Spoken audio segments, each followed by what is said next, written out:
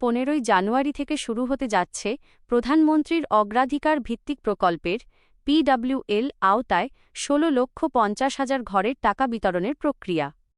ভালো করে শুনুন যাতে আপনার বাড়ি কমপ্লিট হয়ে যায়। ভিডিওতে একটা লাইক দিয়ে চ্যানেলটাকে সাবস্ক্রাইব করে আমাদের পাশে থাকুন।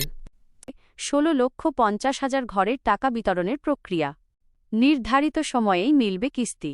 সংশ্লিষ্ট বিভাগ সূত্রে জানা গেছে, যোগ্য সুবিধাভোগীদের তালিকা ইতিমধ্যেই চূড়ান্ত করা হয়েছে।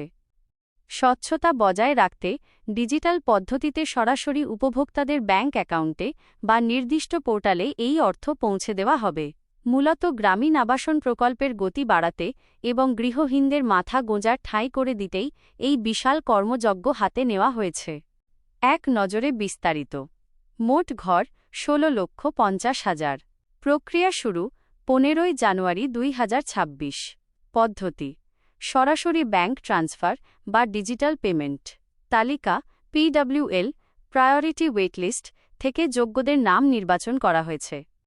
প্রশাসনের প্রস্তুতি: যাতে কোনোভাবেই প্রকৃত অভাবী মানুষ এই সুবিধা থেকে বঞ্চিত না হন, তার জন্য ব্লক ও জেলা পর্যায়ে বিশেষ তদারকি সেল গঠন করা হয়েছে। 15 তারিখ থেকে ধাপে ধাপে টাকা ছাড়ার প্রক্রিয়া শুরু হবে।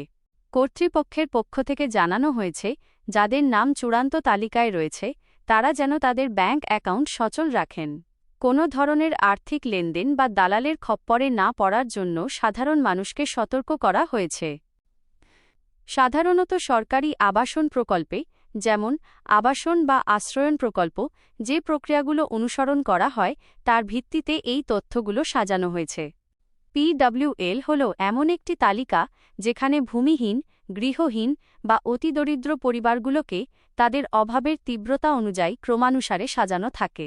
যাচাইকরণ: স্থানীয় প্রশাসন, ইউপি চেয়ারম্যান বা মেম্বার এবং উপজেলা নির্বাহী কর্মকর্তার কার্যালয় থেকে মাঠ পর্যায়ে তদন্ত করে এই তালিকা তৈরি করা হয়। অগ্রাধিকার: তালিকায় যারা উপরের দিকে থাকেন তাদেরই 15ই জানুয়ারি থেকে শুরু হতে যাওয়া প্রথম ধাপে টাকা বা ঘর বরাদ্দ দেওয়া হবে। 2. টাকা প্রদানের ধাপ ও পরিমাণ: সাধারণত ঘরের টাকা সরাসরি একবারে দেওয়া হয় না, বরং কাজের অগ্রগতির ওপর ভিত্তি করে কয়েকটি কিস্তিতে দেওয়া হয়। প্রথম কিস্তি ভিত বা ফাউন্ডেশন তৈরির জন্য। দ্বিতীয় কিস্তি দেয়াল এবং লিন্টেল লেভেল পর্যন্ত তৈরির জন্য। তৃতীয় কিস্তি ছাদ বা টিনের চাল এবং আনুষঙ্গিক কাজের জন্য। সরাসরি অ্যাকাউন্টে EFT বর্তমান নিয়মে টাকা কোনো মাধ্যম ছাড়া সরাসরি উপকারভোগীর ব্যাংক অ্যাকাউন্ট বা মোবাইল ব্যাংকিং, বিকাশ, নগদ অ্যাকাউন্টে চলে আসে। 3. কারা এই সুবিধা পাবেন? যোগ্যতা: যাদের নাম 16,50,000-এর তালিকায় আছে তাদের সাধারণত নিচের শর্তগুলো পূরণ করতে হয়। আবেদনকারীর নিজস্ব কোনো পাকা ঘর নেই। আবেদনকারী বা তার পরিবারের বার্ষিক আয় একটি নির্দিষ্ট সীমার নিচে।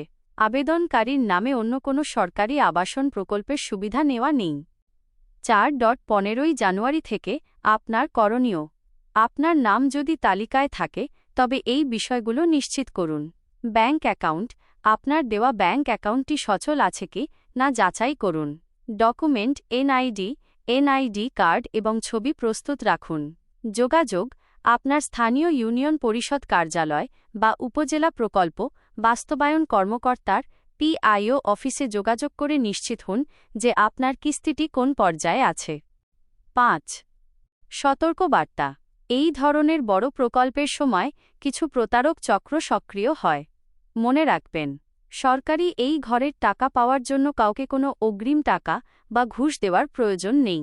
টাকা সরাসরি আপনার মোবাইলে বা ব্যাংকে আসবে, তাই কারো সাথে পিন বা OTP শেয়ার করবেন না। ভিডিওতে একটা লাইক দিয়ে চ্যানেলটাকে সাবস্ক্রাইব করে আমাদের পাশে থাকুন।